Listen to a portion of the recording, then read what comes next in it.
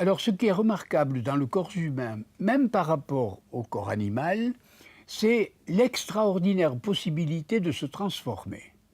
Lorsqu'on considère par exemple les gestes sportifs, qui sont très différenciés, lorsque c'est le gymnaste aux barres parallèles par exemple, ou le sportif qui court, qui saute, aussi bien que dans les sports collectifs, le demi-mêlée qui passe le ballon, ou l'avant qui se met en mêlée, etc.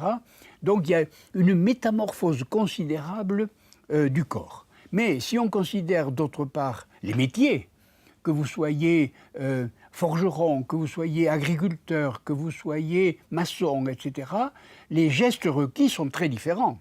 Il faut frapper, il faut transporter, il faut placer, etc. Donc le corps s'adonne à des gestes très différenciés. Mais bon, c'est très bien pour le sport, c'est très bien pour les métiers, mais regardez maintenant l'artiste. L'artiste qui est pianiste, l'artiste qui est violoniste, l'artiste qui est flûtiste, etc. Vous voyez donc, il s'adonne à des gestes encore plus différenciés. Mais, voyons, au fond, l'essentiel, c'est le danseur.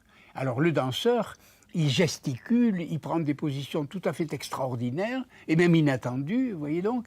Donc, ce qui me frappe le plus dans le corps humain, c'est sa possibilité de métamorphose, sa possibilité de transformation, sa possibilité de changement.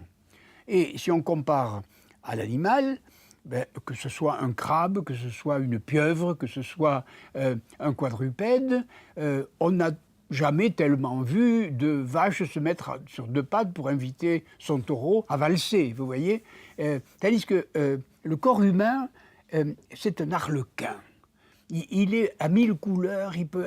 vous voyez, et c'est-à-dire que non seulement il a des changements considérables, d'ailleurs dans l'évolution animale, on voit très bien que cette faculté croît de plus en plus. À mesure qu'on va du crabe vers le singe, par exemple, le singe lui-même est mimétique, ça y est, il a déjà un peu cette possibilité de métamorphose.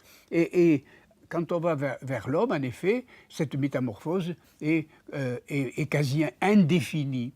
Et non seulement il peut se transformer en n'importe quoi, mais demander à un sportif, il peut inventer un geste nouveau. Quand j'étais sportif, j'ai appris à sauter en hauteur en ciseaux, puis ensuite en rouleau ventral, ensuite en rouleau californien, et ensuite en Fosbury flop.